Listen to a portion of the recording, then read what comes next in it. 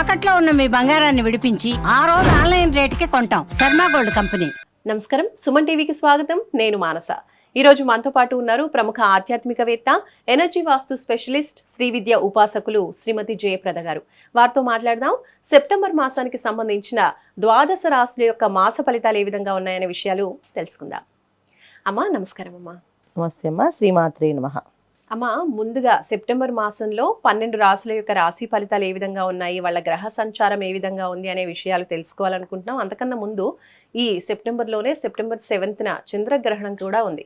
కాబట్టి ఆ గ్రహణం గురించి, గ్రహణం ప్రభావం గురించి, దాంతోపాటు 12 రాశులకి సంబంధించి గ్రహ సంచారం ఏ విధంగా ఉంది అనే విషయాలు కూడా తెలియచేయండి. చంద్రగ్రహణం అనేది మనకి 7వ తారీఖే వస్తుంది, అంటే మొదటి వారంలోనే వస్తుంది కనుక కాస్త దీని ప్రభావం అనేది అన్ని రాశుల వాళ్ళకి ఉంటుంది. ఇప్పుడు ఈ రాశికి బాగుంటుంది, ఈ రాశికి బాగుండదు అని కాకుండా అన్ని రాశులకి ఈ ఇబ్బంది అనేది ఉంటుంది. కుంభరాశిలో వస్తుంది. ఈ గ్రహణం యొక్క విశేషం ఏంటంటే ఏ రాశికి బాగుంటుంది, ఏ నక్షత్రం బాగుంటుంది. గ్రహణం అనేది ఏంటంటే మన పూర్వీకుల్లో కానీ మన వేదాల్లో కానీ చెప్పింది ఏంటంటే, గ్రహణం అంటే మనం అపవిత్రం అవుతాము, పవిత్రంగా ఉండాలి అంటే మనం కొంచెం అశౌచాన్ని పాటించాలి. అశౌచాన్ని పాటించాలి అంటే మనం ఏంటంటే కొంచెం మైలు పడతాం, మళ్ళీ స్నానం చేసుకుని మళ్ళీ మొదలు పెడాలి. అంటే పట్టు విడుపు ఈ స్థానాలు అనేది కంపల్సరీ చెప్తాను. ఇది మన శాస్త్రాల్లో. సో ఈ సమయంలో దేవతా అభిషేకాలు కానీ, పూజలు కానీ, తర్వాత దేవాలయాలు కానీ అన్ని కూడా మూసివేసి పెడతాం.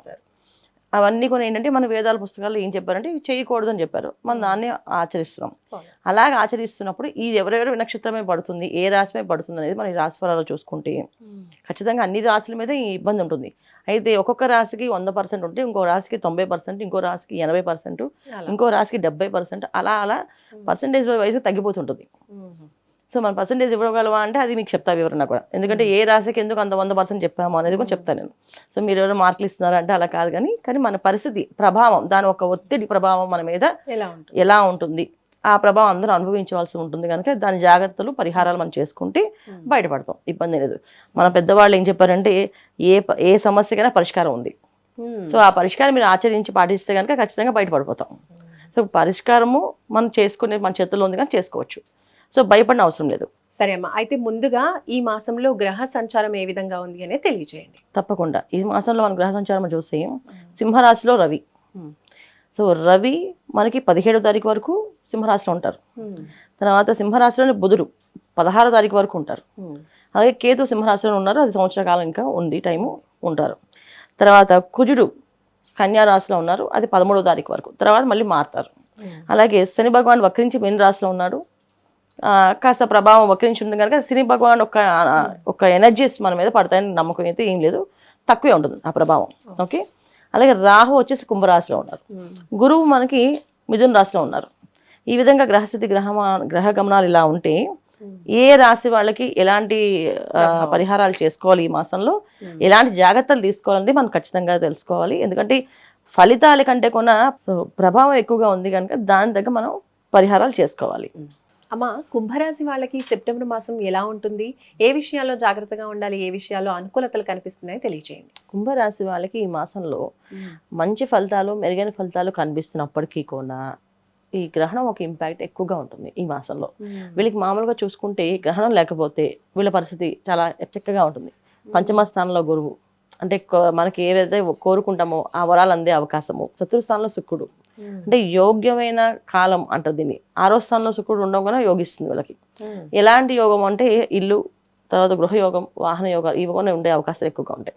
అలాగే సప్తమ స్థానంలో రవి బుధులతో కాస్త అంత ఇబ్బందులు, మానసికమైన సంఘర్షణలు, కాస్త వాదనలు, కొంచెం గొడవలు చిన్న ఇవి జరిగే అవకాశం ఉంది. కానీ అష్టమ స్థానంలో కుజుడు, అది చాలా బలంగా వీళ్ళకి సాధించుకుని పట్టుదలతో బయటికి రాణింపు అనేది ఎక్కువగా ఉంటుంది. అయినప్పటికీ కూడా ఇవన్నీ మాస ఫలితాలు. కాకపోతే ఇక్కడ గ్రహణం ఒక ఇంపాక్ట్ వీళ్ళకి రాశిలో జరగడం వల్ల ఇవన్నీ మారిపోతాయి. ఇవన్నీ వీళ్ళకి అనుకూలంగా అనిపించవు, ప్రతికూలంగా మారుతాయి. సో ప్రతికూలంగా మారి కాస్త ఇబ్బంది పడే అవకాశాలు, కాస్త అనారోగ్య సమస్య వచ్చే అవకాశము, ఆటంకాలు వచ్చే అవకాశము, ఆర్థికపరమైన కష్టాలు వచ్చే అవకాశం ఎక్కువగా ఉంటుంది. అలాగే వ్యాపారం ప్రయత్నాల్లో ఉన్న వాళ్ళు, వ్యాపారం మొదలు పెడదాం అనుకునే వాళ్ళు ఈ మాసంలో మొదలు పెట్టకుండా ఉండటము. అలాగే ఈ మాసంలో మనం మొదలు పెట్టాం ఏది కొత్త వ్యాపారాలు, కానీ వ్యాపారం అభివృద్ధి చేస్తాం, అంటే ఎక్స్పాండ్ చేస్తాం కదా. ఇక్కడ నుంచి ఇంకో షాప్ పెడుతున్నాం, ఇంకో దగ్గర అయితే ఈ బిజినెస్ ఇంకో దగ్గర స్టార్ట్ చేస్తున్నాం, ఇంకో ఆన్లైన్ బిజినెస్ చేస్తున్నాం అనుకోండి. ఇది ఏదైనా సరే ఈ మాసంలో అలాంటి ప్రయత్నాలు ఏమీ చేయకండి. దీనివల్ల కాస్త అధికంగా ఖర్చు, ఖర్చు ఎక్కువగా కనిపిస్తుంది, ఆదాయం తక్కువగా ఉంటుంది. సో ఎంత కష్టపడినా అదే మనకి ఆదాయం ఉంటుంది. ఎంత బాగా ఖర్చు పెట్టినా మళ్ళీ ఆదాయంలో వచ్చాము చాలా తక్కువగా వస్తుంది ఆదాయం. అందుకని జాగ్రత్తగా ఈ మాసం వీళ్ళంటే గ్రహణం ఇంపాక్ట్ వీళ్ళకి ఎక్కువగా ఉంటుంది. వీళ్ళకి ఎన్ని మాసాలు ఉంటుంది అంటే సంవత్సరం కాలం బాగా ఉంటుంది వీళ్ళకి గ్రహణ ప్రభావం. ఎందుకంటే రాహు ఉన్నారు కదా అక్కడ. చాలా మంది అంటే చంద్రగ్రహణం ప్రభావం 6 నెలలు, సూర్యగ్రహణం ప్రభావం మనకి సంవత్సర కాలం అని చెప్తుంటాం. అయితే ఇక్కడ రాహుతో కలిగిన గ్రహణం అంటే రాహుగ్రస్త చంద్రగ్రహణం. ఈ చంద్రగ్రహణం ఇంపాక్ట్ వాళ్ళకి సంవత్సర కాలం, ఈ రాహు కుంభరాశిలో ఉన్నంత కాలం కుంభరాశి వాళ్ళకి ఉంటుంది. ఇది ఎప్పటి నుంచి ప్రారంభం అవుతుందమ్మా? ఇప్పుడు సెప్టెంబర్ 7th ముందు నుంచి? సెప్టెంబర్ 7th నుంచే. కాకపోతే దానికి ఒక ఛాయ ఏవైతే ఉన్నాయో వస్తున్న ధోరణ ఏవైతే జరుగుతుంది, ఇప్పుడు 1వ తారీఖు 2వ తారీఖు నుంచి కాస్త ప్రభావం ఎక్కువగా ఉంటుంది. సో అందరూ కూడా చాలా జాగ్రత్తగా వీళ్ళు ముందు ఏం చేయాలంటే అన్నిటికంటే వ్యాపారాలు, ఉద్యోగాలు, తర్వాత వివాహాలు ఇవన్నీ కాదు, వీళ్ళు కాపాడుకోవాలి, వీళ్ళు రక్షించుకునే పరిస్థితిలో ఉండాలి. అంటే ఒక వాహనాలు నడిపేటప్పుడు ఏంటి ఏదైనా బయటికి వెళ్తున్నప్పుడు ఏదో ఒక నామం స్మరణ చేయడం, ఇంట్లో వాళ్ళు ఎవరినైనా ఎదురు రమ్మడం అంటే శుభశకునాలు చూసుకొని వెళ్ళడం, బయటికి వెళ్ళేటప్పుడు ఎవరు చెప్పకుండా వెళ్ళే అలవాటు ఉన్న వాళ్ళు చెప్పి వెళ్ళడం. అంటే కొంతమంది చాలా మంది వెళ్ళిపోతుంటారు బ్యాగ్ తీసుకొని ఫ్యామిలీ తీసుకొని, అలా కాకుండా ఇంట్లో ఉన్న వాళ్ళకి కొన్ని వెళ్ళొస్తా అని చెప్పడం, ఇంట్లో వాళ్ళు క్షేమంగా వెళ్ళి లాభంగా రండి అని చెప్పడం అనేది చాలా అవసరం ఈ మాసం. వీళ్ళు చేస్తున్న ఏంటంటే వీటన్నిటికంటే కూడా ముందు ప్రతిరోజు బయటికి వెళ్ళినప్పుడు కాస్త దైవనామస్మరణ, ఇంట్లో వాళ్ళు చెప్పి వెళ్ళడము, తర్వాత ఇంట్లో వాళ్ళు కాస్త వీళ్ళకి ఎదురు రావడము, ఎదురొచ్చి మీరు క్షేమంగా వెళ్ళి లాభంగా రండి అని చెప్పడం, అలా చెప్పుకుంటూ వెళ్ళడం వల్ల వీళ్ళకి అన్ని విధాల యోగ్యంగా కనిపిస్తుంది.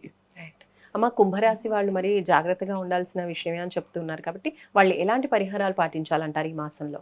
ఈ మాసంలో చక్కగా వీళ్ళు సుబ్రహ్మణ్య స్వామి ఆరాధన చేయడం, ప్రతి మంగళవారం సుబ్రహ్మణ్య స్వామి దేవాలయానికి వెళ్ళడం, ప్రదక్షిణాలు చేయడం, అక్కడ కర్పూరం ఇవ్వడము. సో సుబ్రహ్మణ్య స్వామి ఆలయాలు మనకి ఎక్కడెక్కడ ఉన్నాయి, హైదరాబాద్లో ఉన్నాయి, విజయవాడలో ఉన్నాయి, ఎక్కడ ఎవరు చూసినా ఏ ప్రాంతంలో చూసినా అక్కడ సుబ్రహ్మణ్య స్వామి ఆలయం ఉంటుంది. ఆలయానికి వెళ్ళి ప్రదక్షిణాలు చేసుకోవడం, అక్కడ కృతిక నక్షత్రం రోజున స్వామివారికి అభిషేకాలు చేస్తారు. సో నక్షత్రం కాకపోతే ఇంకా అక్కడ గుళ్ళో ఇంకేం స్వామివారికి విశేషాలు చేస్తున్నారు. కొంతమంది త్రిశక్తి పారాయణ చేస్తుంటారు, కొంతమంది త్రిశక్తితో హోమం చేస్తుంటారు. ఇలా ఏం జరుగుతుంది, కొంతమందికి సుబ్రహ్మణ్య స్వామికి కళ్యాణం చేస్తారు. ఇలా ఏం జరిగినా సరే అవి చేయించుకోండి, చాలా శుభప్రదంగా ఉంటుంది. ఇంట్లో ఎప్పుడు కొన కంటిన్యూగా సుబ్రహ్మణ్యం సుబ్రహ్మణ్యం షణ్ముఖనాథ సుబ్రహ్మణ్యం ఇది కంటిన్యూ వినండి. మనం పూర్వం సత్యసాయిబాబా భజనలో ఈ పాట పాడేవాళ్ళు చాలా మంది, ఇది ఒక పాటగా ఆలపించేవాళ్ళు. సుబ్రహ్మణ్యం సుబ్రహ్మణ్యం షణ్ముఖనాథ సుబ్రహ్మణ్యం అని చెప్పేసి ఈ పాటని మీరు పెట్టుకుని కంటిన్యూ ఇంట్లో అలాగ చాంటింగ్ లా చేసుకున్నా చాలా శుభకరంగా శుభదాయకంగా ఉంటుంది. అలాగే మీరు ఈ మంత్రాన్ని కంటిన్యూ చేసుకుంటూ ఉంటే ఎటువంటి ఆర్థికపరమైన ఇబ్బందులు రాకుండా, ఆరోగ్యపరమైన ఇబ్బందులు రాకుండా సాఫీగా వెళ్ళే అవకాశం ఎక్కువగా ఉంటుంది. ఇది చేసుకోవాలి. చాలా మంచి సులువైన పరిహారాన్ని తెలియజేశారమ్మా. ధన్యవాదాలు. నమస్కారం. నమస్తే. శ్రీమాత్రే నమః. చూసారు కదండి, ఇది కుంభరాశికి సంబంధించిన సెప్టెంబర్ మాస ఫలితాలు, అలాగే పాటించవలసిన పరిహారాలు. చూస్తూనే ఉండండి సుమన్ టీవీ. నమస్కారం.